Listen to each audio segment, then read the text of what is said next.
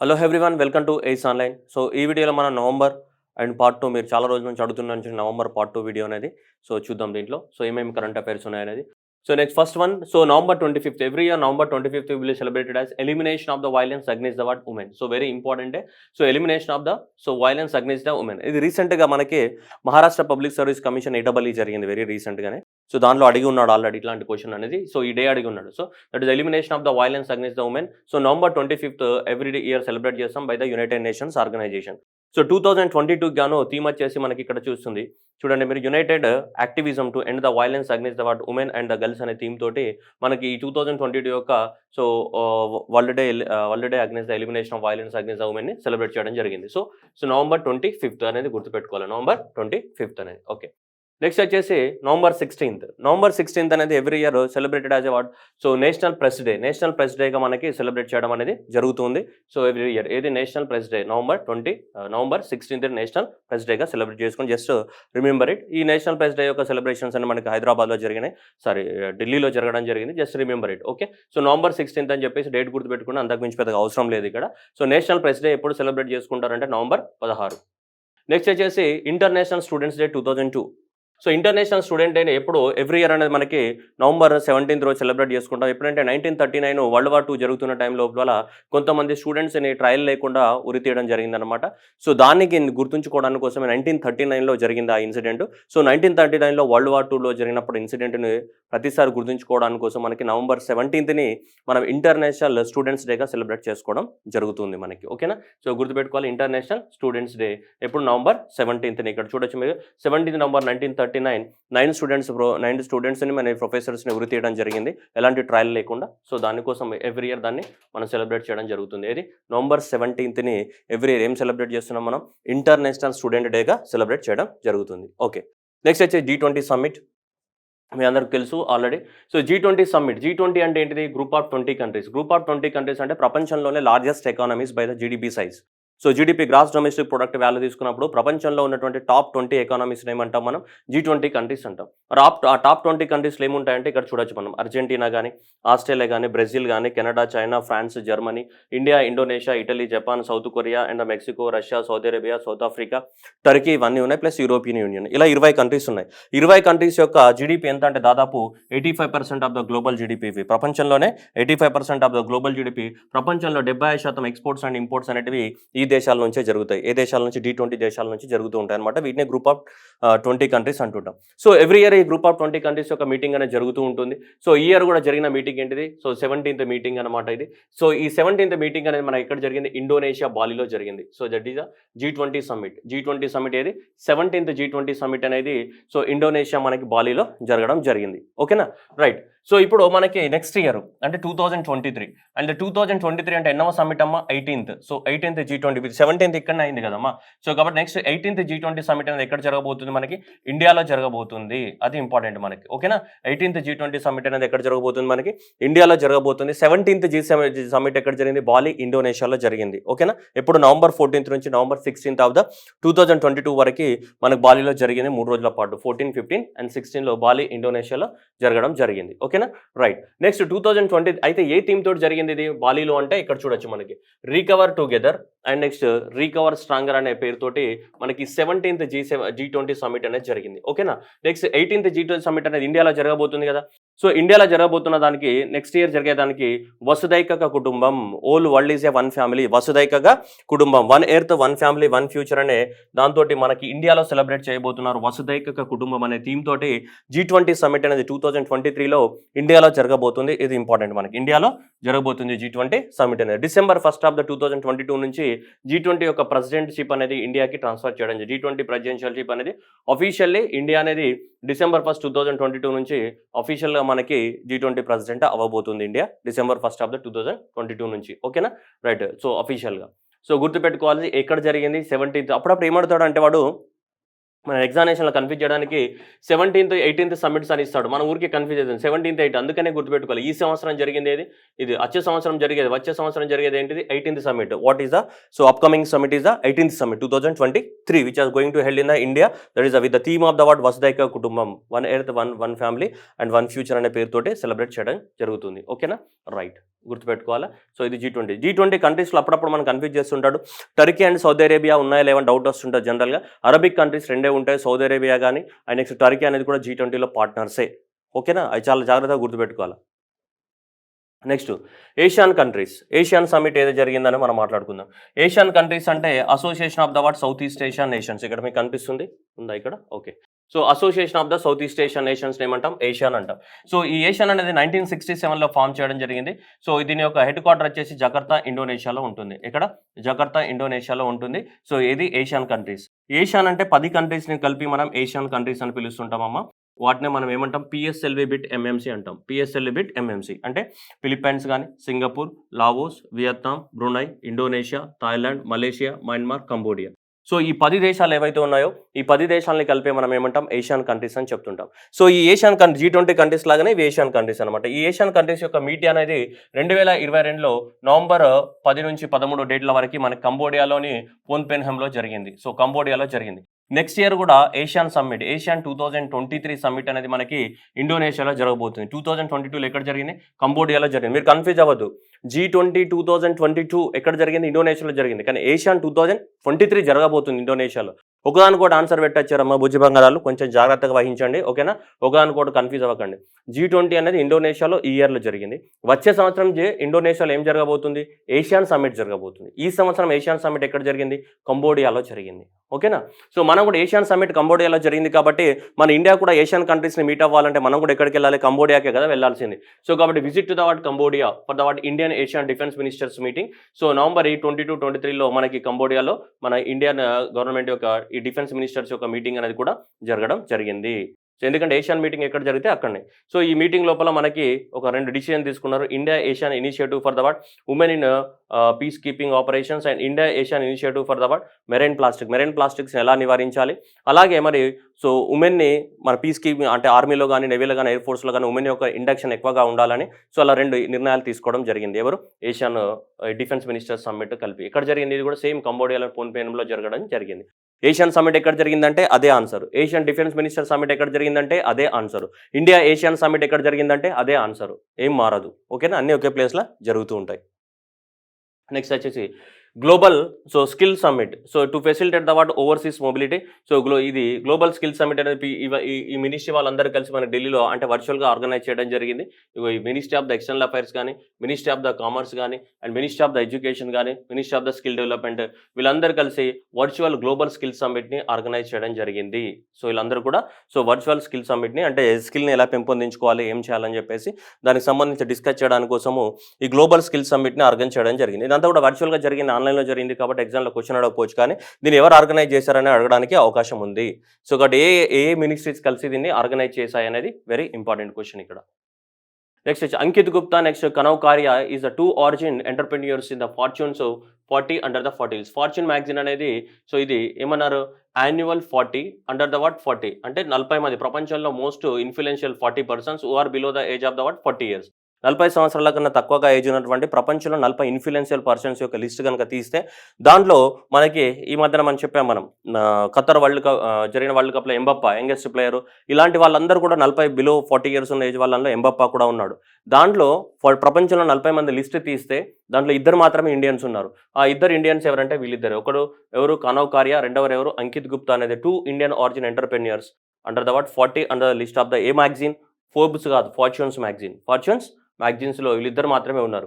ఎవరు ఈ Ankit Gupta? Ankit Gupta is the founder and CEO of the Bicycle Health అనే స్టార్ట్అప్ని స్టార్ట్ చేశారు. ఏది, బైస్కిల్ హెల్త్ అనేది. నెక్స్ట్ కనవ్ కారియా ఎవరు, president of the what Jump crypto currency. ఈ జంపో క్రిప్టో అనే కరెన్సీకి సంబంధించినటువంటి ఏదైతే స్టార్ట్అప్స్ ఉన్నాయో వీళ్ళిద్దరు మాత్రమే మనకి fortunes 40 below 40 years of the age లిస్ట్లో మనకి 2 ఇండియన్స్ స్థానం సంపాదించడం జరిగింది. ఒకరు గుర్తుపెట్టుకోవాలి, కనవ్ కారియా, రెండవరు ఎవరు అంకిత్ గుప్తా. కనవ్ కారియా ఎవరు, క్రిప్టో కరెన్సీకి సంబంధించింది. నెక్స్ట్ అంకిత్ గుప్తా ఎవరు, బైస్కిల్. ఓకేనా, సో బైస్కిల్ కంపెనీకి సంబంధించి రైట్, అది గుర్తుపెట్టుకోవడానికి ట్రై చేయాలి ఇవి రెండు కూడా. Next, PM Rishi Sunak and his wife Akshata Murty are listed in the Asia's richest list 2022. ఏషియాలోనే రిచెస్ట్ లిస్ట్ 2022 తీసుకుంటే ఏషియా కాంటినెంట్లో సో వీళ్ళు కూడా ఉన్నారంట. ఎందుకంటే వీళ్ళ అక్షతా మూర్తి యూకే అయినా కానీ, యూకే అనేది యూరోప్లో వస్తుంది కానీ వాళ్ళు ఇండియన్సే కదా, వాళ్ళ ప్రాపర్టీస్ అన్ని ఇక్కడ ఉన్నట్టున్నాయి. అందువల్ల వీళ్ళు కూడా ఏషియా కాంటినెంట్లోనే రికగ్నైజ్ అవ్వడం జరిగింది. మొత్తము ఏషియాలో ఉన్నటువంటి 101 మెంబర్స్ రిచ్ లిస్ట్ ఇస్తే వీళ్ళు 17వ ర్యాంక్లో ఉన్నారు. ఎవరు?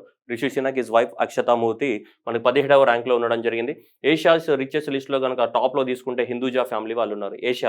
ఏషియాలో తీసుకుంటే so Hinduja family 8th consecutive time వరుసగా 8వసారి వాళ్ళే టాప్లో ఉన్నారు. ఏషియాస్ రిచెస్ట్ ఫ్యామిలీ ఎవరు? హిందూజా ఫ్యామిలీ వాళ్ళే మనకి సో టాప్ లిస్ట్లో ఉండడం జరిగింది.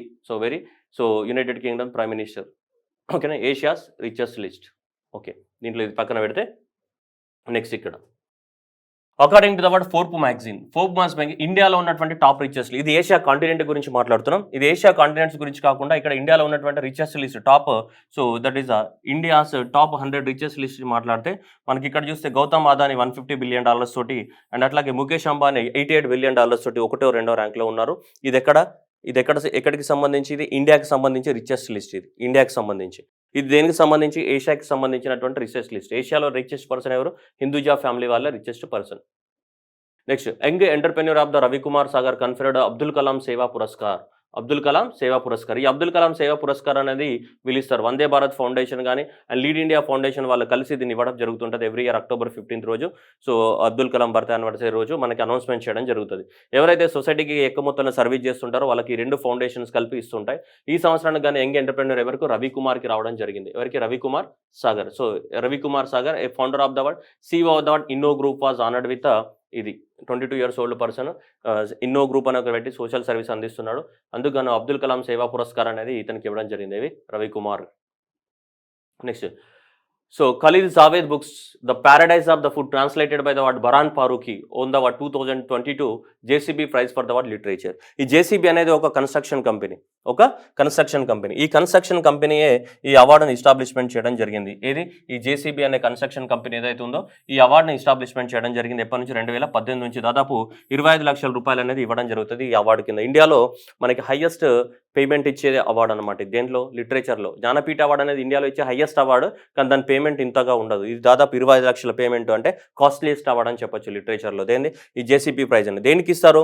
ఎవరైతే ఇండియన్ రైటర్స్ అనేది ఫిక్షన్స్లో రాస్తుంటారో, ఫిక్షన్ నావెల్స్ రాస్తుంటారో అది ఇంగ్లీష్లో కానీ అండ్ ట్రాన్స్లేటెడ్ వర్షన్ కానీ, ఇంగ్లీష్లో అవి మన ఇండియన్ లాంగ్వేజ్లో ట్రాన్స్లేట్ చేసినా కానీ లేదంటే ఓన్లీ ఇంగ్లీష్లో రాసినా కానీ ఇండియన్ రైటర్స్ అయి ఉండాలి. సో ఇండియన్ రైటర్స్కి JCB prize for the literature అనేది ఇవ్వడం జరుగుతుంది. 25 లక్షల రూపాయలు ఇస్తారు. సో ఈ సంవత్సరానికి కానీ జావేద్ ఫారూఖీ మనకి రావడం జరిగింది. So that is the paradise of the food authored by the what noted writer Khalid Javed and translated by the what Baran Farooqi from the Urdu to English won the what 5th JCB literature prize అనేది రావడం జరిగింది. So that paradise of the food is our 4th translation and first work in the what Urdu Khalid Javed. Original version ఎవరు? Khalid Javed. దాన్ని translate చేసింది ఎవరు? బరాన్ ఫరూఖీ. దాన్ని translate చేయడం జరిగింది. So that paradise of the food ఏదైతే ఉందో దానికి మనకి JCB ప్రైజ్ అనేది రావడం జరిగింది. Next, book title the India the mother of the democracy. ఇక్కడ కనిపిస్తుంది India the mother of the democracy అనేది. ఇది ఎవరు బుక్ పబ్లిష్ చేయడం జరిగిందంటే Indian historical council. So Indian council historical research వాళ్ళు India the mother of the democracy అనే పేరుతోటి మన బుక్ని రిలీజ్ చేయడం జరిగింది భారతదేశంలోనే. సో ఇది ఇంపార్టెంట్ హిస్టరీ మీద రీసెర్చ్ చేసేటువంటి ఆర్గనైజేషన్. ఇది Indian council of historical research. వాళ్ళు ఈ బుక్ను రిలీజ్ చేయడం జరిగింది. ఇండియా. సో ఈ ఆర్గనైజేషన్ అడగవచ్చు ఎగ్జామినేషన్లో, ఈ బుక్ను ఎవరు రిలీజ్ చేశారు అని అడగడానికి ఛాన్సెస్ అనేటివి ఉన్నాయి. Next, Sumit Anand confer the legion de honour by the Emmanuel Macron. Emmanuel Macron అంటే ఏ దేశం? ఇది ఫ్రాన్స్. సో ఫ్రాన్స్ దేశం అనేది వాళ్ళ దేశంలో ఇచ్చే హైయెస్ట్ అవార్డు పేరు చావెలియన్ డి అవార్డ్ అని కూడా అంటుంటాం జనరల్గా. లేదంటే ఇలా మొత్తం పిలుస్తుంటాం. ఏంటి? Knight of the award, national French legion award అని పిలుస్తూ ఉంటాం. ఓకే, ఇది ఎవరి ఈ అవార్డు అనేది 1802లో ఎస్టాబ్లిష్మెంట్ చేశారు. సో చూడండి, ఇది ఫ్రెంచ్ వాళ్ళతోటి ఎవరైతే మంచిగా ఉంటారో వాళ్ళందరికీ ఇస్తారు, regardless of the what nationality. అంటే వాళ్ళు ఏ దేశం వాళ్ళైనా సంబంధం లేదు. ఫ్రెంచ్ గవర్నమెంట్ తోటి మంచి సంబంధాలను కొనసాగించి ఫ్రాన్స్ యొక్క డెవలప్మెంట్లో కూడా ఎవరైతే పార్టిసిపేట్ చేస్తారో వాళ్ళకి అవార్డు అనేది ఇవ్వడం జరుగుతూ ఉంటుంది మనకి. ఓకే, జనరల్గా నైట్వుడ్ అవార్డు అనేది. సో ఇప్పుడు సుమిత్ ఆనంద్కి ఈ అవార్డు ఇవ్వడం జరిగింది. ఇది Sumit Anand conferred with award legion of the award highest honour. ఇది ఫ్రెంచ్ గవర్నమెంట్ ఇచ్చేటువంటి హైయెస్ట్ సివిలియన్ అవార్డు అనమాట ఇది. సో ఈ highest civilian award given by the award French government Sumit ఆనంద్కి రావడం జరిగింది. ఈ సుమిత్ ఆనంద్ ఎవరంటే ఇండియాకి ఫ్రాన్స్కి మధ్యన అంబాసిడర్. సో ఎక్కడి నుంచి is the founder of the award ఈ organisation and president of the award French chambers of the award commerce industry conferred with right. French chambers of commerce ఏదైతే ఉందో సో దానికి సంబంధించిన ప్రెసిడెంట్ అతనికి ఇవ్వడం జరిగింది. ఇండియాకి మరియు ఫ్రాన్స్కి మధ్యన రిలేషన్స్ అనేటివి బాగా పెంపొందించి వ్యాపార సంబంధాలను బాగా పెంపొందించినందుకు సో సుమిత్ ఆనంద్కి అవార్డు అనేది ఇవ్వడం జరిగింది. ఓకేనా, ఇతను ఫ్రాన్స్లో అక్కడే స్థిరపడిపోయినటువంటి వ్యక్తి. Next national that is 25th, ఇది important. 25th national conference on the e governance విజ్ ఎల్డ్ అనేది ఎక్కడ కాత్రా జమ్మూ కాశ్మీర్లో జరిగింది. ఇది ఇంపార్టెంట్. ఫస్ట్ వన్ ఇది ఒక క్వశ్చన్ ఉంది, కాత్రా జమ్మూ కాశ్మీర్. సో ఇది 25th national conference on the e governance అనేది ఎక్కడ జరిగిందని డైరెక్ట్ క్వశ్చన్స్ అన్నాడు. కాట్రా జమ్మూ కాశ్మీర్లో జరిగింది. ఈ జమ్మూ కాశ్మీర్లో జరిగిన దాంట్లో మనకు గోల్డెన్ అవార్డు ఇవ్వడం జరిగింది. దేనికంటే ఈ పంచాయత్ అంటే electronic Panchayat mission mode project, that is ఈ గ్రామ స్వరాజ్ అండ్ ఆన్లైన్లో ఆడిట్ చేయడం కానీ ఆన్లైన్లో ప్రాజెక్టులను ఇంప్లిమెంట్ చేయడం కానీ దాని మినిస్ట్రీ ఆఫ్ ద వాడికి దీనికి గోల్డ్ అవార్డు రావడం జరిగింది. That is excellence in the government process and the re-engineering of the digital transformation national awards for the e governance 2021 and 22 పేరుతో జరిగినటువంటి ఈ అవార్డ్స్ లోపల గోల్డెన్ అవార్డు అనేది మనకి ఈ ప్రాజెక్ట్కి రావడం జరిగింది. ఏ ప్రాజెక్టుకు ఈ గ్రామ స్వరాజ్ అండ్ ఆడిట్ ఆన్లైన్లో మనకు గోల్డ్ అవార్డు అనేది రావడం జరిగింది. మినిస్ట్రీ ఆఫ్ ద పంచాయత్ రాజ్కి గోల్డ్ అవార్డు అని రావడం జరిగింది. సో ఈ గోల్డ్ అవార్డు అనేది ఏ ఫంక్షన్లో ఇచ్చారు? ఇక్కడ జరిగిన ఫంక్షన్లో ఇచ్చారు. ఏ ఫంక్షన్లో?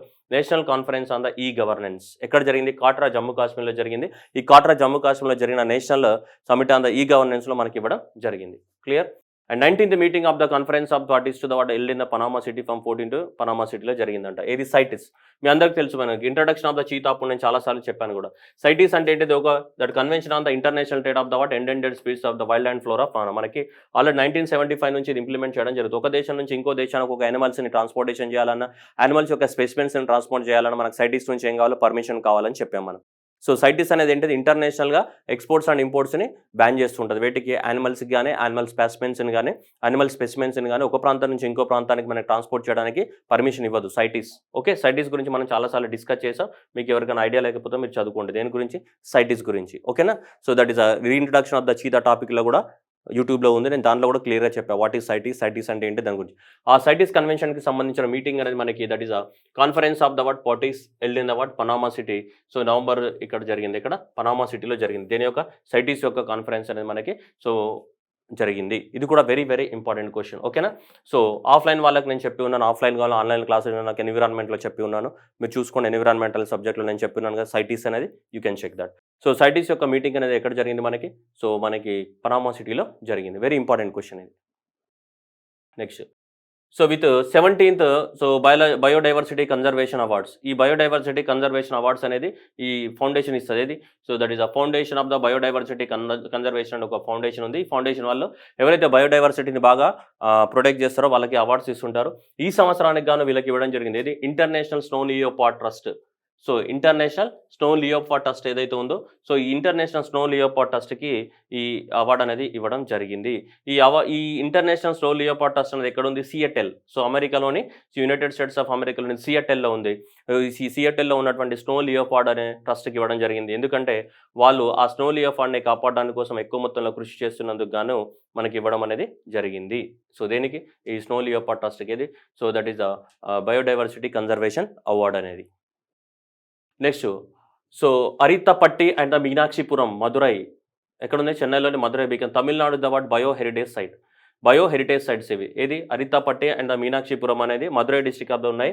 సో మనకి బయలాజికల్ డైవర్సిటీ యాక్ట్ 2002 ప్రకారంగా సో ఏ రాష్ట్రమైనా వాళ్ళ రాష్ట్రంలో బయలాజికల్ హెరిటేజ్ సైట్స్గా డిక్లేర్ చేసుకోవచ్చు. ఏ ప్రాంతాన్నైనా ప్రొటెక్ట్ చేసుకోవాలనుకుంటే బయోడైవర్సిటీ హెరిటేజ్ సైట్స్గా డిక్లేర్ చేసుకోవచ్చు. అలాగే తెలంగాణలో కూడా ఒకటి ఉంది, అమీన్పూర్ లేక్. సంగారెడ్డిలో ఉన్నటువంటి అమీన్పూర్ లేక్ కూడా ఏంటిది?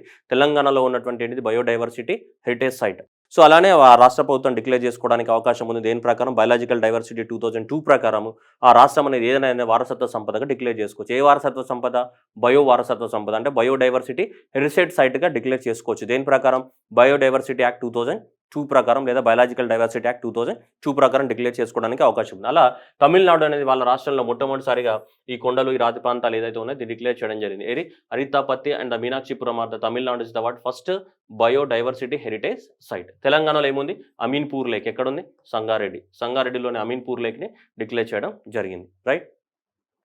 Next Tamil Nadu is become the introduces the what India's first elephant death audit framework. Elephants అనేది ఎందుకు చనిపోతున్నాయి, ఎక్కడెక్కడ చనిపోతున్నాయి, వాటికి సంబంధించినటువంటి డీటెయిల్స్ అన్ని రావాలని చెప్పేసి ఆడిట్ అంటే అదే కదా, ఏదైనా ఖర్చు పెట్టిన తర్వాత లెక్కలు చూస్తే ఆడిట్ అంటాం. ఇక్కడ కూడా ఏంటి, ఎలిఫెంట్స్ చనిపోతున్నాయి కాబట్టి ఎలిఫెంట్స్ ఎందుకు చనిపోతున్నాయి, what are the major reasons, ఇలాంటి అన్నిటి గురించి ఆడిట్ చేయడానికి కోసమే తమిళనాడు గవర్నమెంట్ అనేది మొట్టమొదటిసారిగా భారతదేశంలో ఏ రాష్ట్రంలో కూడా ఈ ఎలిఫెంట్ ఆడిట్ సిస్టమ్ అనేది లేదు, ఎందుకు చనిపోతున్నాయి అనేది. So Tamil Nadu is the what first state in India to introduce the what this elephant audit system.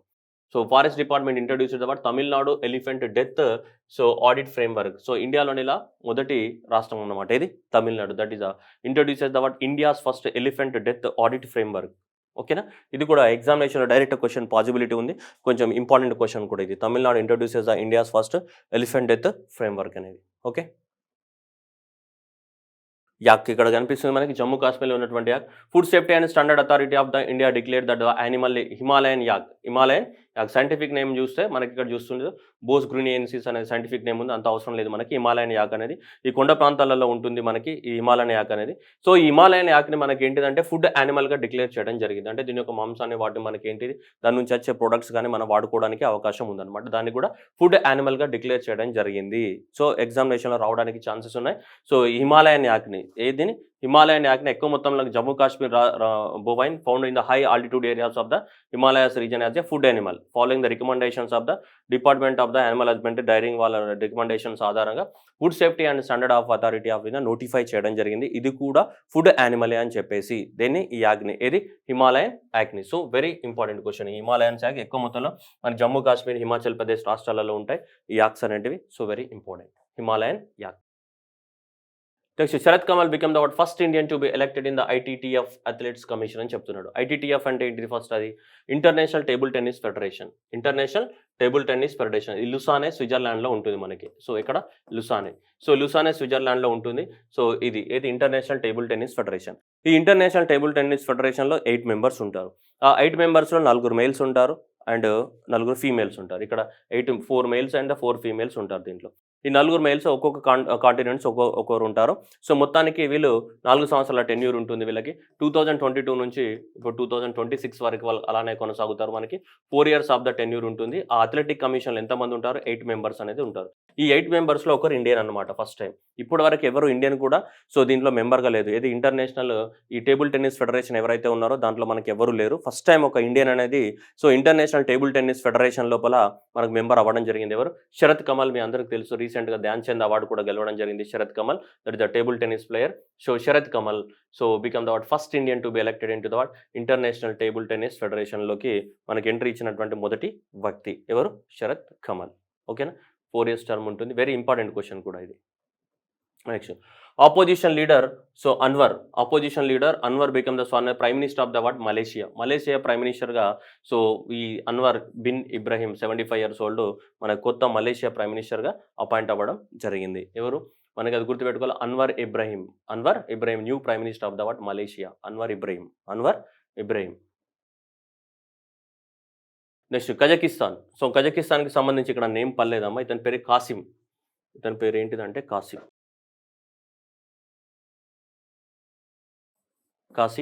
So Kasim రెండవసారి ఎలక్ట్ అవ్వడం మనకి ప్రెసిడెంట్ ఆఫ్ ద కజకిస్తాన్గా కొత్త ప్రెసిడెంట్ ఆఫ్ ద కజకిస్తాన్గా ఇతను ఎలక్ట్ అవ్వడం జరిగింది. ఎవరు, కాసిం కజకిస్తాన్. గుర్తుపెట్టుకోవాలి ఏంటిది, కాసిం.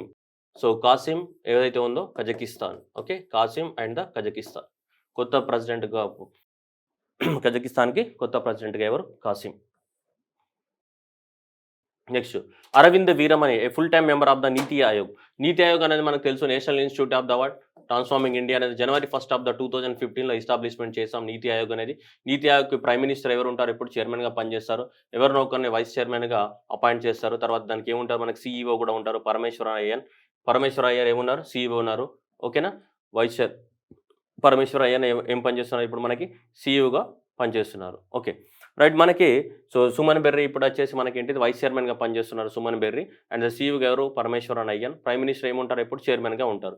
చైర్మన్ ఎవరు, ప్రైమ్ మినిస్టర్. వైస్ చైర్మన్ ఎవరు, సుమన్ బెర్రీ.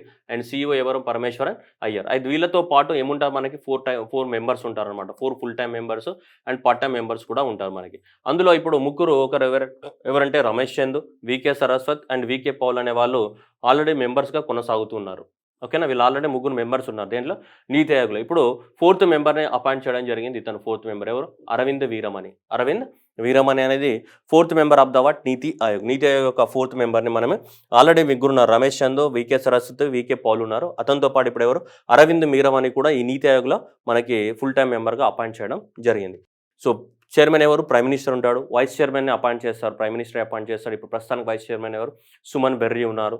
అండ్ CEO ఎవరు, పరమేశ్వరన్ అయ్యర్. మెంబర్స్ ఎవరు, 4 మెంబర్స్ ఉన్నారు. కొత్త మెంబర్ ఎవరు, Arvind Veeramani and V K Paul and V K Saraswat, Ramesh Chand. వీళ్ళందరూ కూడా members of the what, NITI Aayog.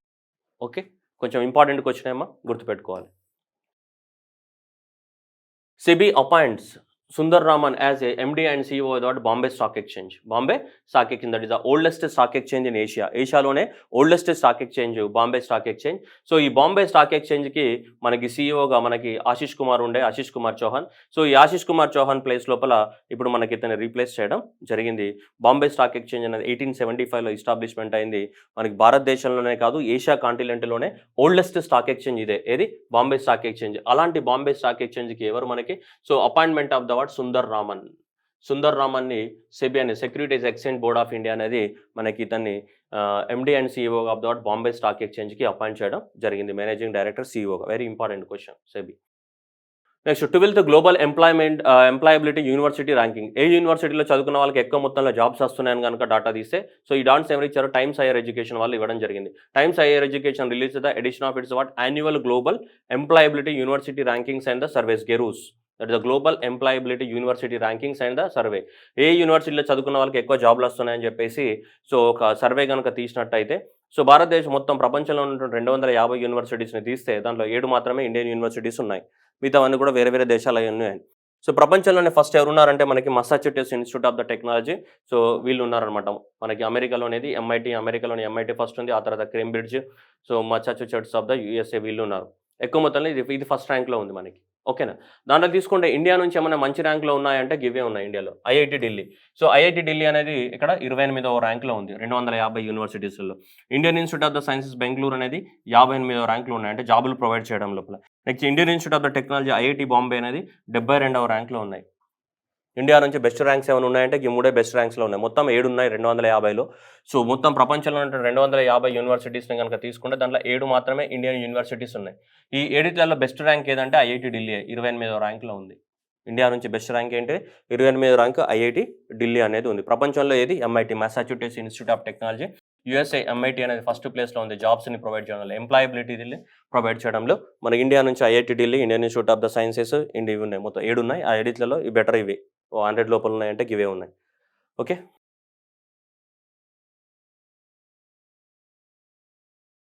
Next national commission for the women so launch the digital Shakti 4.0. Digital Shakti ఈ పేరు అడుగుతాడు. నేషనల్ ఉమెన్స్ కమిషన్ ఏ ప్రోగ్రామ్ని లాంచ్ చేసింది అంటాడు. ఏది, డిజిటల్ శక్తి అంటే ఎవరు, ఉమెనే కదా. సో దేనికోసం అంటే digital Shakti campaign four A pan India project digitally empowering the and skilling the women girls in the what, cyber space. వాళ్ళ స్కిల్స్ నేర్పిస్తారంట. ఏంటిది, ఈ ఆన్లైన్లో ఎలా ఉండాలి, ఏం చేయాలి, ఎలా బ్రతకాలి మనం ఈ సైబర్ స్పేస్లో అనే దానికి సంబంధించి. Digitally empowering and the skilling the women and the girls, particular దేంట్లో, ఈ సైబర్ స్పేస్కి సంబంధించి. ఏదైతే సైబర్ స్పేస్ ఉందో ఆ సైబర్ స్పేస్కి సంబంధించి దాని గురించి వాళ్ళకి స్కిల్ నేర్పించడానికి కోసమే మనకి national commission for the women, మనకు అందరికీ తెలుసు. దీనికి చైర్మన్ వచ్చేసి ఎవరు, రేఖా శర్మ. సో వీళ్ళు లాంచ్ చేయడం జరిగింది. అయితే digital Shakti 4.0. National investigation agency. Mumbai terror attack తర్వాత భారతదేశం లోపల అలాంటి టెర్రర్ అటాక్స్ని మనకు ప్రివెంట్ చేయడానికి కోసము నేషనల్ ఇన్వెస్టిగేషన్ ఏజెన్సీ NIAని ఎస్టాబ్లిష్మెంట్ చేయడం జరిగింది. అలా ఇప్పుడు ఒకటే వర్క్ చేస్తుంది ఇండియా మొత్తానికి. నేషనల్ ఇన్వెస్టిగేషన్స్ అనేవి ఒకటే ఉన్నాయి. కానీ అమిత్ షా గారు మనకి ఇక్కడ జరిగిన కాన్ఫరెన్స్లో, మనకి ఎక్కడ జరిగిన ఈ కాన్ఫరెన్స్ అనేది మనకి జరిగింది, హర్యానాలో జరిగిన కాన్ఫరెన్స్లో, సూరజ్ కుండ్ హర్యానాలో కాన్ఫరెన్స్ జరిగింది. ఏది, ఈ నేషనల్ ఇన్వెస్టిగేషన్ ఏజెన్సీకి సంబంధించిన కాన్ఫరెన్స్ అనేది జరిగింది. దీంట్లో అనౌన్స్మెంట్ ఏం చేశారు అంటే, నేషనల్ ఇన్వెస్టిగేషన్ ఏజెన్సీ ఒరిజినల్ ఎప్పుడు వచ్చింది, ముంబై టెర్రర్ అటాక్ తర్వాత దీన్ని పెట్టారు. అంటే 2008లో ఎస్టాబ్లిష్మెంట్ చేయడం జరిగింది ఇండియాలో. ఇది national investigation agency.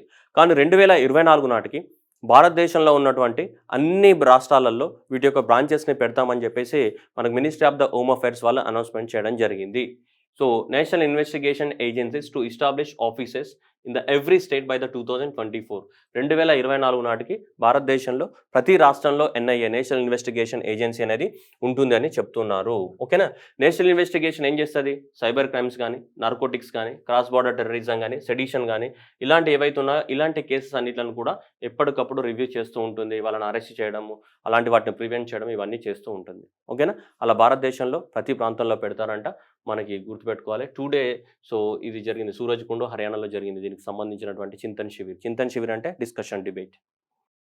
India became the world second largest producer of the steel. ప్రపంచంలోనే సెకండ్ లార్జెస్ట్ స్టీల్ ప్రొడ్యూసర్గా ఇండియా అనేది ఎదిగిందని చెప్పేసి డాటా చెప్తుంది. టాప్ 5 క్రూడ్ స్టీల్ ప్రొడ్యూసర్స్ కనుక చూసుకుంటే China and India and Japan. ఇంతకుముందు జపాన్ సెకండ్ ప్లేస్లో ఉండే జపాన్ని రీప్లేస్ చేసి ఇండియా అనేది రావడం జరిగింది. China first and India second, Japan అనేది ఇక్కడ థర్డ్ ప్లేస్లో ఉంది మనకి. సో అది ఎగ్జామినేషన్లో రావడానికి ఛాన్సెస్ ఉన్నాయి. So India's become the second world's largest steel producer. A steel? Crude steel. So second largest producer of the crude steel. So first ఎవరు? చైనా. మనకి ముందు ఎవరు ఉండే? జపాన్ ఉండే. జపాన్ని రీప్లేస్ చేసి ఇండియా అనేది ఎక్కడికి సెకండ్ ప్లేస్లోకి రావడం అనేది జరిగింది. ఓకేనా? సో కాబట్టి ఎగ్జామినేషన్లో టాప్ 3 ఏమని అడుగుతాడు. సో కాబట్టి దాదాపు మనము 109 మిలియన్ టన్స్కి 109 million tons of the crude స్టీల్ని ప్రొడక్షన్ చేయడం జరిగింది. డాటా అవసరం లేదు, బట్ ర్యాంక్స్ మీకు కావాలి. సో చైనా, ఇండియా, థర్డ్ ఏంటిది? జపాన్, ఫోర్త్ ఏంటిది? యూఎస్ఏ, ఫిఫ్త్ ఏంటిది? South Korea. ఇక్కడ కింద ఉంది కదా, అవి అవసరం మనకి. Arunachal Pradesh become the world's first drone mediated live stock vaccines delivery. Live stock యానిమల్కి సంబంధించిన వ్యాక్సిన్స్ ఉంటాయి కదా, సో యానిమల్స్కి సంబంధించిన వ్యాక్సిన్స్ని మనకి ట్రాన్స్పోర్ట్ చేయడం జరిగింది వేటి ద్వారా? డ్రోన్స్ను ఉపయోగించుకొని. So world's first vaccine delivery for the animal husbandry. So that is a drone name వచ్చేసి ఏంటిదంటే వర్టిప్లేన్ X3. సో వర్టిప్లేన్ X3 అనేది మనకి సో ఇక్కడ ఈ ప్రాంతం నుంచి ఇక్కడ రోయింగ్ నుంచి పాగ్లామ్ నుంచి 20 మినిట్స్ లోపల మనకి తీసుకెళ్ళడం జరిగింది. సో ఎన్ని నిమిషాల ఎంత డిస్టెన్స్ని? 29 కిలోమీటర్లు. సో 29 కిలోమీటర్ల డిస్టెన్స్లో ఉన్న ప్రాంతానికి మనకు జస్ట్ 20 నిమిషాలలో మనకి దీన్ని తీసుకెళ్ళడం జరిగింది. ఓకేనా? డ్రోన్స్ అనేది ఎందుకంటే అది కొండ ప్రాంతాలు కాబట్టి అక్కడ రోడ్ ట్రాన్స్పోర్టేషన్ సరిగ్గా ఉండవు, అన్నీ ఉండవు కాబట్టి రోడ్ ద్వారా తీసుకెళ్ళడానికి ఎక్కువ టైం పడుతుంది. దాంతో కంపేర్ చేసి దాదాపు 120 కిలోమీటర్లు 4 అవర్స్ టైం తీసుకుంటుందంట జనరల్గా. కానీ ఆ 120 కిలోమీటర్లు ఈ 2 ప్రాంతాలను ట్రావెల్ చేయడానికి దాన్ని జస్ట్ 20 మినిట్స్లో తీసుకెళ్ళింది మనకి. Okay. Next AYUSH ministry and the department of science and technology promote the evidence based research in the AYUSH sector. AYUSH అంటే మనకి ఇప్పుడు హోమియోపతిక్ మెడిసిన్స్ కానీ, చెట్ల మందులు కానీ ఇవన్నీ ఎవరు నమ్మడు. కానీ మనం నమ్మించేటట్టు చేయాలి అంటే ఏంటిది? ఎవిడెన్స్ ఉండాలి దానికి. ఏంటిది? సో దీన్ని వాడడం వల్ల ఈ వ్యాధి అనేది క్యూర్ అవుతుంది. ప్రతిదానికి ఏముండాలి? ఎవిడెన్స్ బేస్డ్ ఉండాలి. ఆ ఎవిడెన్స్ బేస్డ్ రీసెర్చ్ కోసమే మనకు వీళ్ళిద్దరు కలిసి అగ్రిమెంట్ రాసుకున్నారు. ఇప్పుడు సో రీసెర్చ్ అనేది చేయడం జరుగుతుంది అనమాట. మనకి ఆయుష్ ఏవైతే మనకి సో ఆయుర్వేద కానీ, యునాని కానీ, సిద్ధ కానీ, ఏవైతే హోమియోపతిక్ సిస్టమ్స్ ఏవైతే ఉన్నాయో కానీ అవన్నిట్ల గురించి మనకి సో చేయడానికి కోసం. ఓకేనా? Next Indian American Punit Renjen announces the retirement as a Deloitte CEO. Deloitte CEOగా ఇతను రిజైన్ చేయడం జరుగుతుంది. ఈ was the first Indian origin CEO to lead the one of the biggest 4 firms of the globally. సో ప్రపంచంలో ఉన్నటువంటి గూగుల్ కానీ, మైక్రోసాఫ్ట్ కానీ, డెలైట్ కానీ, HP కానీ ఈ పెద్ద పెద్ద కంపెనీస్, ఆ కంపెనీ CEOs అందరు ఇండియన్సే. ఓకేనా? సో అలాంటి ఒక ఇండియన్ ఇతను సో వీళ్ళు మనకి so first Indian origin person ఈ డెలైట్ అనే కంపెనీకి సో రిజైన్ చేయడం జరుగుతుంది. అందుకోసం అడగచ్చు జనరల్గా పునీత్ రంజన్ అనేది ఏ కంపెనీ CEOగా రిజైన్ చేశారు అని అంటే మనకి సో దీనిగా ఇది delight. Odisha to launch our detection portal to identify the vehicles without valid documents లేకుండా డైరెక్ట్ ఆన్లైన్లోనే అన్ని పోర్టల్ అప్లోడ్ అయి ఉంటాయి. ఎక్కడ రోడ్డు మీద ఎక్కడ చెకప్ చేసినా కానీ డైరెక్ట్ ఆన్లైన్లోనే వీళ్ళ డీటెయిల్స్ అనేవి దొరుకుతుంటాయి అనమాట వెహికల్స్. అలాంటి సిస్టమ్ని తీసుకురావడం జరుగుతుంది ఇది Odisha. Next India to receive the first LNG cargo from the Indonesia's Tangguh LNG. So Tangguh so Indonesia నుంచి మనకి ఇప్పటివరకు లిక్విఫైడ్ న్యాచురల్ గ్యాస్ని కొనలేదు. సో ఇదే ఫస్ట్ టైం అన్నమాట మనకి ఇండోనేషియా నుంచి లిక్విఫైడ్ న్యాచురల్ గ్యాస్ అనేది రావడం జరుగుతుంది. ఇక్కడికి మన గుజరాత్లోని దహేజ్కి రావడం జరుగుతుంది. గుజరాత్ కదా ఇదంతా కూడా, ఈ గుజరాత్లోని ఇక్కడ దహేజ్ ఉంటుంది. సో గుజరాత్లోని దహేజ్ అనే పోర్టుకి రావడం జరుగుతుంది. ఎక్కడ నుంచి? ఇండోనేషియా నుంచి గుజరాత్ అనే సో దహేజ్కి వచ్చేసి ఇక్కడనే మనము LNG టెర్మినల్ నిర్మించడం జరిగింది. ఇక్కడనే ఏదైతే మనకు న్యాచురల్ గ్యాస్ తీసుకొస్తున్నామో దాన్ని రీగ్యాసిఫికేషన్ చేసి మన వేరే ప్రాంతానికి ఈ పోర్ట్ నుంచి మనం ట్రాన్స్ఫర్ చేయడం జరుగుతుంది. అలా ఇండోనేషియా నుంచి ఫస్ట్ అనేది మనకి first LNG receiving the regasification terminal in India and South East Asia, the Dahej and the Gujarat. Indore plans the what first retail municipal bonds for the what solar plant. Indore municipal corporation అనేది first time bonds issue చేయడం జరిగింది. So వాటి పేరు ఏంటిది? So the green bonds అనేది దేనికోసం సపరేట్గా వీటికి సంబంధించి దేనికి సంబంధించి సోలార్ ప్లాంట్స్ని ఎస్టాబ్లిష్మెంట్ చేయడానికి కోసం మనీ మొబైలైజేషన్ చేయడానికి కోసం మనకి బాండ్స్ని ఇష్యూ చేయడం జరిగింది. Indore plans India's first retail municipal bonds for solar plants. Next Asian development bank అనేది దాదాపు $400 million మహారాష్ట్ర గవర్నమెంట్కి లోన్ కింద ఇస్తుంది to purchase the 500 electric buses. ఏ బ్యాంకు? Asian development bank. ఎక్కడ ఉంటుంది? మనీలా ఫిలిప్పైన్స్లో ఉంటుంది. దీని హెడ్ క్వార్టర్ ఎక్కడ ఉంటుంది? మనీలా ఫిలిప్పైన్స్లో ఉంటుంది. సో ఈ మనీలా ఫిలిప్పైన్స్లో ఉన్నటువంటి బ్యాంక్ అనేది మనకి మహారాష్ట్రకి ఇవ్వడం జరుగుతుంది. ఎంత? So $400 million to purchase the 500 electric buses. Next Hindustan aeronautics limited handed over the last of the 16 advanced light helicopter mark 3 to the Indian coast guard during the Bengaluru in the Karnataka. ఇది మనందరికీ తెలుసు. HAL ALH. So advanced light helicopter mark 3. So that is the Indian coast గార్డ్కి ఇవ్వడం జరిగింది. So ఎవరు manufacture చేశారు దీన్ని? So మన హిందుస్థాన్ ఏరోనాటిక్ లిమిటెడ్ ఎక్కడ ఉంది? మనకి బెంగళూరులో ఉంది. ఇది ఒక్కటే కాదు, ఎప్పటి నుంచి తయారు చేస్తుంది, లాస్ట్ అన్నమాట, దాదాపు లాస్ట్ అన్నమాట మనకి ఇది. సో దాదాపు 16 మ్యానుఫ్యాక్చర్ చేయడానికి ఒప్పందం కూర్చుకున్నారు. 16వది ఇది. మొత్తం ఇప్పటికి ఆల్రెడీ 15 హ్యాండ్ ఓవర్ అయిపోయినాయి. ఇది 16వది. సో దట్ ఈస్ ద 16వది. That is the HAL delivers the 16th. So ALH Mark 3. So that is the receives the letter of the intent and for 9 more. Okay, అది అవసరం లేదు మనకి. మీకు ఇది గుర్తుపెట్టుకోవాల్సింది అనేది ఎవరు మ్యానుఫ్యాక్చర్ చేశారు అని గుర్తుపెట్టుకుంటే చాలు. ఇది that is the advanced light helicopter mark 3ని ఎవరు మ్యానుఫ్యాక్చర్ చేయడం జరిగింది దీన్ని? సో హిందుస్థాన్ ఏరోనాటిక్ లిమిటెడ్ వాళ్ళు మ్యానుఫ్యాక్చర్ చేయడం జరిగింది. India successfully test fires the IRBM. So inter continental range ballistic missile Agni 3 from the Odisha. So ఒడిస్సాలోని చాందీపూర్లో ఉన్నటువంటి బ్యాలిస్టిక్ దగ్గర నుంచి మనకి APJ అబ్దుల్ కలాం ఏదైతే ఐలాండ్ ఉందో ఐలాండ్ నుంచి మనకు టెస్ట్ చేస్తాం. మనం ఇండియాలో మిజైల్స్ అన్ని కూడా అక్కడ నుంచి టెస్ట్ చేస్తాం కదా, చాందీపూర్ అని కూడా చెప్తుంటాం కదా. సో ఇక్కడ ఒడిశాలోని చాందీపూర్లో మనకి ఏముంది? APJ అబ్దుల్ కలాం ఐలాండ్ ఉంది. సో ఈ APJ అబ్దుల్ కలాం దగ్గర నుంచి మనకు అన్ని టెస్ట్ చేస్తూ ఉంటాం. అలాగే ఇప్పుడు అగ్ని 3 మిజైల్ని కూడా టెస్ట్ చేయడం జరిగింది. సో అగ్ని 3 మిజైల్ అనేది చూస్తే మనకి that is the 16 meter long missile. So 48 tons of the weight and 3000 kilometers range వరకు ఇది మనకి పేలోడ్ని తీసుకెళ్ళగలుగుతుంది. సో ఇది 1.5 tons ఆఫ్ ద పేలోడ్ని క్యారీ చేయగలదు. ఎంత దీని యొక్క అగ్ని 3 యొక్క రేంజ్ ఎంత మనకి? So 3000 kilometers. Next ISRO conduct 200th launch of the RH-200 sounding rocket. So మనకి ఇండియా యొక్క ఫస్ట్ రాకెట్ మీ అందరికి తెలుసు, శాటిలైట్ అయితే రోహిణి అనేది. సో RH అంటే ఏంటిది? ఇక్కడ రోహిణి 200. సో రోహిణి 200 అనేది ఏంటిది? Sounding rocket. So that is Vikram Sarabhai space station Thiruvananthapuram నుంచి సో దాన్ని మళ్ళీ టెస్ట్ చేయడం జరిగింది. దాదాపు అది 70 kilometerల పై ఎత్తు వరకు కూడా చిన్న శాటిలైట్ని తీసుకెళ్ళగలదు. సో అలా రోహిణి 200ని మనకి ఇస్రో అనేది టెస్ట్ చేయడం జరిగింది. ఇది 200వ కాన్సిక్యూటివ్ సక్సెస్ఫుల్ లాంచ్ కాబట్టి దాని పేరు ఏమైనా 200 అని పేరు పెట్టడం జరిగింది. అంటే 200th launch of the Rohini 200 sounding rocket. Just అట్మాస్ఫియర్లో 70 kilometerల పైకి వెళ్ళి అక్కడ ఏమేమి మనకి ఇన్ఫర్మేషన్ కావాలనో వాటిని తీసుకొని కిందికి వచ్చేస్తుంది అది. సో అలా Qatar science award world's largest gas supply deal with China. దాదాపు 27 సంవత్సరాల పాటు మన ఖతార్ కానీ చైనా కానీ ఇద్దరు అగ్రిమెంట్ రాసుకున్నారు. సో వాళ్ళిద్దరి మధ్యనేమి ఒప్పందం longest ever the ties with Asia. So మనకి వీళ్ళు China petroleum and chemical corporation వాళ్ళు రాసుకున్నారు. 4 million tons liquefied gas annually from the so companies new north east fall నుంచి నార్త్ ఫీల్డ్ ఈస్ట్ ప్రాజెక్ట్ నుంచి మనకి చైనాకి సప్లై చేస్తారంట. సో ఇలా ఖతారు మరియు చైనా అగ్రిమెంట్ రాసుకుని పెద్ద పైప్ లైన్స్ వేసి 27 సంవత్సరాల పాటు నాన్ స్టాప్గా వాళ్ళకి ఏంటిది గ్యాస్ సప్లై చేసుకోవడానికి 2 కంట్రీస్ అనేటివి అగ్రిమెంట్ రాసుకునే. ప్రపంచంలో ఇంత లాంగెస్ట్ అగ్రిమెంట్ ఏది లేదనమాట. 10 సంవత్సరాలు 12 సంవత్సరాలు ఉంటాయి గ్యాస్ సప్లైకి, కానీ 27 సంవత్సరాల పాటు గ్యాస్ సప్లై చేసుకోవడానికి అగ్రిమెంట్ రాసుకోవడం జరిగినాయి ఈ 2 దేశాలు కూడా. ఇవి ఖతార్ కానీ నెక్స్ట్ ఏంటిది చైనా కానీ. సో ఏమన్నాడు అందుకే హెడ్డింగ్ ఏముంది? Qatar science award world's longest gas supply deal with China. Prime Minister Narendra Modi virtually distributed over the 70,000 appointment letters to the newly inducted recruits and also launches the Karmayogi Prarambh module. So, కొత్త వాళ్ళకి letters ఇచ్చాడంట జరుగుతుంది. What is this one? Karmayogi Prarambh module is an online orientation course for all newly appointed employees of the different government department. Okay, Karmayogi Bharat is a special purpose vehicle. So, under the mission Karmayogi was incorporated on January 31st, 2020. ఈ కొత్తగా ఎవరైతే government సర్వీసెస్ని పొందుతారో వాళ్ళందరి కోసం కూడా మీరు ఎట్లా ప్రవర్తించాలి, ఏముండాలి, మీ విధి నిర్వహణ ఏంటిది, మీ ఫంక్షన్స్ ఏంటి, ఏంటిది, ఎలా ఉండాలి, ఏం చేయాలి, లంచాలు తీసుకోవద్దా, తీసుకోవాలనా, సో తీసుకుంటే ఎన్ని కోట్లు తీసుకోవాలి, ఎక్కడ దొరకాలి, ఏ ఏసీబీకి దొరకాలి, ఇట్లాంటివన్నీ కూడా ఇస్తారు. అంతా ట్రైనింగ్ అంతా ఉంటుందన్నమాట. ఆ ట్రైనింగ్ పేరు ఏంటిది మనకి, కర్మయోగి ప్రారంభ మాడ్యూల్. పెద్దగా ఇంపార్టెంట్ ఏం లేదు ఎగ్జామ్కి, just time pass. Next union agriculture minister inaugurate the world. So first farm machinery plant in the Pithampur Madhya Pradesh. Pithampur మధ్యప్రదేశ్లో మనకి first farm inaugurated the first dedicated green field farm machinery plant. Non tractors కాకుండా వేరేవి. So by the Mahindra and Mahindra వాళ్ళు construct చేశారు. So దాన్ని పీతంపూర్ మధ్యప్రదేశ్లో inaugurate చేయడం జరిగింది. ఓకేనా.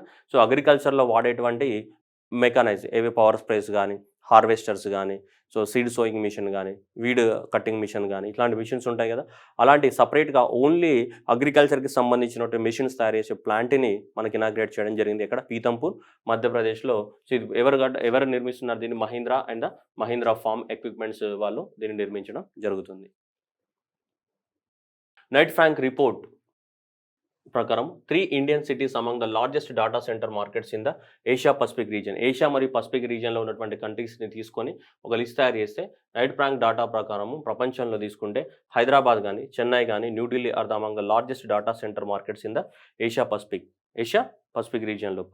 సో మిగతావి చూసుకుంటే మనకి ఒసాకా జపాన్ కానీ, మెల్బోర్న్ ఆస్ట్రేలియా కానీ, జకర్తా ఇండోనేషియా, ఇవన్నీ కూడా ప్రపంచంలో ఏంటి అంటే ఎక్కువ మొత్తంలో ఈరోజు ఆన్లైన్ మార్కెట్ స్ప్రెడ్ అవుతుంది. ఆన్లైన్ మార్కెట్ స్ప్రెడ్ అయినప్పుడు చాలామంది తెలియని విషయం ఏంటిది, ఆన్లైన్లో ఈ డేటా అంతా ఎక్కడ ఉంటుంది అంటే, డేటా స్టోర్ చేయడానికి కోసం పెద్ద పెద్ద డేటా సెంటర్స్ పెట్టాలి. మనకి బ్లడ్ స్టోర్ చేయడానికి బ్లడ్ సెంటర్స్ ఉన్నట్టు డేటా స్టోర్ చేయడానికి డేటా సెంటర్స్ కావాలి. అలా ప్రపంచంలో డేటా సెంటర్ తీసుకుంటే, సో ఏషియాలో ఉన్నటువంటి టాప్ 10 డేటా సెంటర్స్లో హైదరాబాద్ ఒకటి, చెన్నై ఒకటి, న్యూఢిల్లీ కూడా మనకి ఏషియా ప్రాంతంలో ఉన్నటువంటి డేటా సెంటర్స్లో 3 సిటీస్గా రికగ్నైజ్ చేయబడ్డాయి. కాబట్టి టీఎస్పీఎస్సీ రాసే వాళ్ళకి ఇది very important question. 3 Indian cities, ఒకటి హైదరాబాద్, రెండవది చెన్నై, అండ్ మూడవది ఏంటిది ఢిల్లీ అనేది మనకి ఎక్కువ మొత్తంలో డేటా సెంటర్స్గా రికగ్నైజ్ చేయబడ్డాయి. ఎవరు, నైట్ ఫ్రాంక్ రిపోర్ట్ ప్రకారం.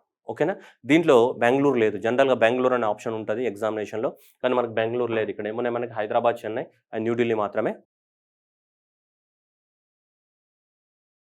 మార్గ్ పోర్టల్ లాంచ్ చేసే స్టార్టప్ అప్లికేషన్. ఎవరైతే ఉన్నారో ఆ స్టార్టప్స్ ఏమైనా రిజిస్ట్రేషన్ చేసుకోవడానికి కోసము ఈ మార్గ్ అనే పోర్టల్ని లాంచ్ చేయడం జరిగింది. కొత్తగా ఏంటిది, మార్గ్ అనే పోర్టల్ని లాంచ్ చేయడం. ఎవరు లాంచ్ చేశారని అడుగుతాడు. Department of the industry and the trade ఎవరైతే ఉన్నారో సో వాళ్ళు లాంచ్ చేశారు, లేదంటే ఇదన్నా ఇవ్వచ్చు option. Ministry of the commerce వాళ్ళు లాంచ్ చేశారు.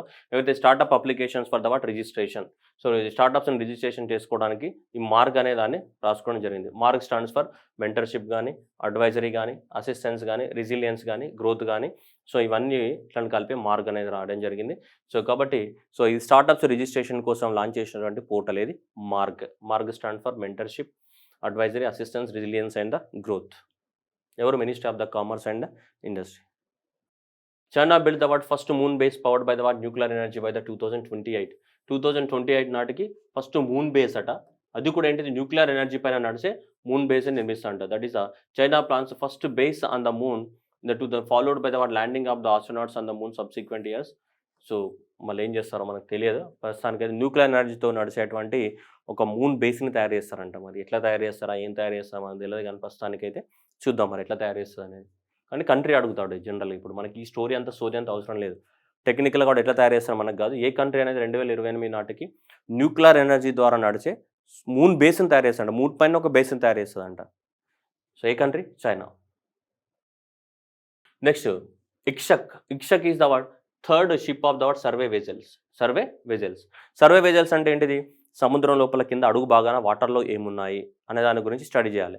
అలా స్టడీ చేయడానికి గవర్నమెంట్ ఆఫ్ ఇండియా అనేది 4 వెజల్స్ని తయారు చేయాలనుకుంది. ఏంటిది, అవి మొత్తం సముద్రం వాటర్లో పోతూ ఉంటాయి. వాటర్ కింద ఏమున్నాయి, ఎక్కడ మినరల్ రిసోర్సెస్ ఉన్నాయి, ఎక్కడ ఫిషెస్ ఉన్నాయి, ఎక్కడ కోరల్ రీఫ్స్ ఉన్నాయి సముద్రం అడుగు భాగాన, వాటన్నిటిని గురించి స్టడీ చేయడానికి కోసము సో వెజల్స్ తిరుగుతుంటాయి. ఆ వెజల్స్ని ఏమంటాం మనం, సర్వే వెజల్స్ అంటాం. ఏమంటాం, సర్వే వెజల్స్ అని చెప్తుంటాం. ఈ సర్వే వెజల్స్ అనేటివి భారతదేశంలో 4 సర్వే వెజల్స్ని మ్యానుఫ్యాక్చర్ చేయడానికి గవర్నమెంట్ అనేది ఒప్పందం కూర్చుకుంది. దాంట్లో 2021 సంవత్సరంలో మనకి సంధాయక్ అనేది 2021లో మనకి ఆల్రెడీ తయారు చేయడం జరిగింది సర్వే వెజల్ని. 2022లో నిర్దేశక్ అనే సర్వే వెజల్ని తయారు చేశారు. ఇప్పుడు 2022లోనే థర్డ్ వన్ ఏంటిది, ఐఎన్ఎస్ ఇక్షక్ అనేది కూడా సో 2022లోనే. ఇంకా ఫోర్త్ అనేది ఏముంది మనకి, ఇంకా అండర్ కన్స్ట్రక్షన్ ఉంది, పెండింగ్లో ఉంది. ఇప్పటి వరకు 3 సర్వే వెజల్స్ అనేది మనకి ఇంట్రడ్యూస్ చేయడం అనేది జరిగింది. ఓకేనా. So that is the third. ఇప్పుడు ఏమంటున్నాడు, Ikshak is the third of the fourth survey vessel. Out of 4 ఇట్లలో ఏంటిది, థర్డ్ సర్వే వెజల్. ఫస్ట్‌ది ఏంటిది సంధ్యాయక్, సెకండ్ ఏంటిది నిర్దేశక్, థర్డ్ ఏంటిది ఇక్షక్, ఫోర్త్‌ది ఏంటిది ఇంకా ఇలా మొత్తము 4 మనకి సర్వే వెజల్స్‌ని కన్‌స్ట్రక్షన్ చేయాలని చెప్పేసి గవర్నమెంట్ అనేది ఒప్పందం కుదుర్చుకుంది. ఎవరితోటి? ఈ లార్సన్ అండ్ టర్బో ప్లస్ అండ్ వీళ్ళతోటి ఎవరు garden reach ship builders and engineers limited కోల్‌కత్తాలో ఎవరైతే ఉన్నారో వీళ్ళతోటి ఒప్పందం కుదుర్చుకోవడం జరిగింది మనకి ఇండియన్ నేవీ వాళ్ళు. సో ఇప్పుడు ఐఎన్ఎస్ ఇక్షక్ అనేది మనకి ఇంట్రొడ్యూస్ చేయడం జరిగింది. సో ఐఎన్ఎస్ ఇక్షక్ గాని, ఐఎన్ఎస్ నిర్దేశక్ గాని, ఐఎన్ఎస్ సంధాయక్ గాని ఇవన్నీ ఏంటి? ఇవి సెక్యూరిటీ కోసం వాడేటివి కావు. ఏంటి ఇవి? సర్వే చేయడానికి కోసం. వాటర్ లోపల మినరల్స్ ఏమేమి ఉన్నాయి ఇవన్నీ సర్వే వెజల్స్ అన్నమాట ఇవన్నీ. తొందరపడి ఏదంటే ఆన్సర్ పెట్టేవాడిని. They are not for the security purpose. అవి ఇండియన్ కోస్ట్ గార్డ్ షిప్‌లు కావు, ఏమి కావు. అవేంటి? Survey vessels. 4 సర్వే వెజల్స్ తయారు చేస్తున్నాం. దాంట్లో మూడవది వచ్చేసింది. ఫస్ట్‌ది సంధాయక్, నిర్దేశక్, ఇక్షక్. 4వది పెండింగ్‌లో ఉంది ఇంకా under construction. Samanvay is the annual joint humanitarian assistance and disaster relief exercise Samanvay పేరుతోటి మన ఇండియన్ ఎయిర్ ఫోర్స్ వాళ్ళు మనకు కండక్ట్ చేయడం జరిగింది. ఇక్కడ ఆగ్రా ఉత్తరప్రదేశ్లో మనకు డిజాస్టర్స్ వచ్చినప్పుడు మనం ఎలా కాపాడుకోవాలని చెప్పేసి ఈ పేరుతోటి మిలిటరీ ఎక్సర్సైజ్ని కండక్ట్ చేసింది ఎవరు? ఎయిర్ ఫోర్స్ వాళ్ళు. ఇది సమన్వయ్ అంటే ఏంటిది? కోఆపరేషన్ చేయడం కదా. సో దేనికోసం అది? Humanitarian and disaster reliefs. ఓకేనా? డిజాస్టర్స్ వచ్చినప్పుడు హ్యుమానిటేరియన్ అసిస్టెన్స్ ప్రొవైడ్ చేయడానికి కోసం ఎలాంటి చర్యలు చేపట్టాలన్న దానిపైన మనకి ఒక మాక్ హెలికాప్టర్ నుంచి దిగడం, తాళ్ళు పట్టుకొని వాళ్ళని పైకి ఎక్కించడం ఇవన్నీ చేస్తుంటారు కదా డిజాస్టర్స్ వచ్చినప్పుడు. సో వాటి గురించి ప్రాక్టీస్ అనమాట. ఆ ప్రాక్టీస్ పేరు ఏంటిది మనకి? HADR. So that is the humanitarian assistant. దాని పేరు షార్ట్కట్లో ఏం పెట్టుకున్నారు వీళ్ళు? సమన్వయ్ అనేది ఎక్కడ జరిగింది? ఆగ్రా మనకు ఉత్తరప్రదేశ్లో ఎయిర్ ఫోర్స్ వాళ్ళు కండక్ట్ చేయడం జరిగింది నవంబర్ 28 నుంచి నవంబర్ 30 వరకు. యుద్ధాభ్యాస్ అనేది ఎవ్రీ ఇయర్ జరుగుతుంటుంది. India and US joint military training. So ఉత్తరాఖండ్లో స్టార్ట్ అయింది. ఇక్కడ ఉత్తరాఖండ్లో నవంబర్ 16 రోజున స్టార్ట్ అయింది యుద్ధాభ్యాస్ 2022. అంటే ఇండియా అమెరికాల మధ్యన జరిగే సో మిలిటరీ ఎక్సర్సైజ్ పేరు ఏంటిది? That is Chamoli district of the ఉత్తరాఖండ్లో. ఔలి అనే ప్లేస్లో చమోలి డిస్ట్రిక్ట్ ఆఫ్ ఉత్తరాఖండ్లో మనకు స్టార్ట్ అవ్వడం జరిగింది. ఓకేనా? సో ఎవ్రీ ఇయర్ జరుగుతుంటుంది ఇది.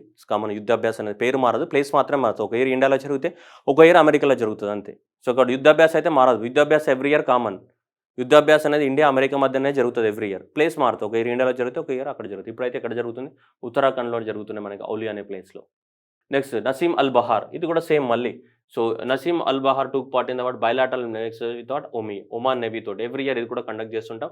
నసీం అల్ బహార్ అంటే సీ బ్రీజ్ అనే అవసరం. ఇండియన్ నేవీ కానీ సో ఒమాన్ నేవీ కానీ ఇద్దరు కూడా కండక్ట్ చేయడం జరిగిందనమాట. ఇప్పుడు నవంబర్ 19 నుంచి 2024 వరకు మనకు వీళ్ళిద్దరు కూడా కలిసి మనకి కండక్ట్ చేయడం జరిగింది. Took part in bilateral exercise with so Oman. So Oman తోటి జరిగేటువంటి ఎక్సర్సైజ్ పేరు ఏంటిది మనకి? Naseem Al Bahr. ఎక్కడ? నసీం అల్ బహార్ ఎక్కడ జరిగింది? So coast of the Oman దేశంలోనే జరిగింది మనకి. Next India Malaysia Harimau Shakti. So Harimau Shakti is award military exercise between India and so మలేషియాకి సంబంధించిన సో ఎక్కడ జరిగింది? ఇది మలేషియాలోనే జరిగింది.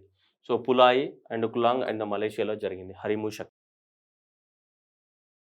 Next first edition of the AustraHind that is India and Australia joint military exercise began in the Rajasthan region లోపల first జరిగింది అనమాట. ఇప్పటివరకు జరగలేదు, ఇదే ఫస్ట్ అనమాట. ఇండియా ఆస్ట్రేలియా యొక్క సో మిలిటరీ ఎక్సర్సైజ్ అనేది ఇక్కడ బికనీర్ రాజస్థాన్లో స్టార్ట్ అయింది. దాని పేరు ఏంటిది మనకి? ఆస్ట్రా హింద్. ఓకే, ఇవన్నీ మిలిటరీ ఎక్సర్సైజ్, అన్ని మిలిటరీ ఎక్సర్సైజ్ గుర్తుపెట్టుకోవాలి ఖచ్చితంగా. ఒక్కొక్క క్వశ్చన్ అన్న పడుతుంది. బికనీర్ రాజస్థాన్. నెక్స్ట్ ఇది ఆల్రెడీ ఎక్సర్సైజ్ ఆఫ్ ద గరుడ శక్తి. గరుడ అంటే ఎయిర్లోనే పోతారు కదా గరుత్మంతుడు. సో కాబట్టి ఎయిర్ ఫోర్స్కి సంబంధించి ఉంటుంది. ఎవరు? India and the Indonesian troops. India and the Indonesian troops are so participate in the joint training exercise of the so in the Karawang ఇండోనేషియాలో దీన్ని నిర్మించడం జరిగింది. ఇండియా ఇండోనేషియా యొక్క ఏ పేరుతోటి?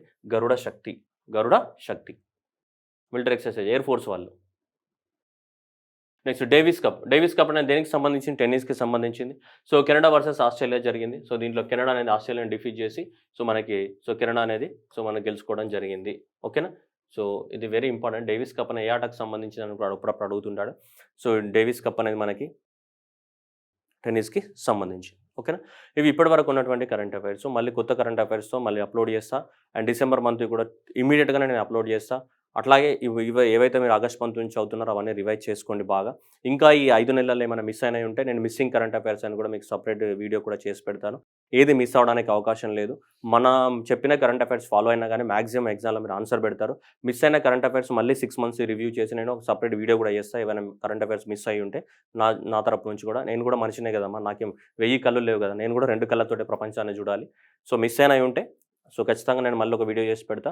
మొత్తానికి డిసెంబర్ వరకి అండ్ జనవరి ఫస్ట్ వీక్ వరకి పర్ఫెక్ట్ అయ్యి ఉండండి. Thank you very much. All the best.